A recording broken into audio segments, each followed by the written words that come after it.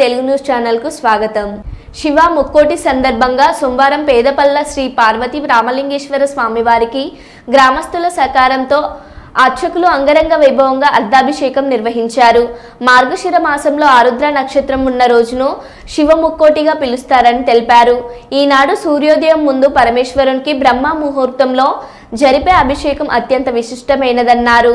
అభిషేకం అనంతరం స్వామివారికి అష్టోత్తర పూజ, అమ్మవారికి కుంకుమ పూజ జరిపి లోకశాంతి కలగాలని ప్రార్థించారు. భక్తులు అధిక సంఖ్యలో పాల్గొని తీర్థప్రసాదాలు స్వీకరించారు.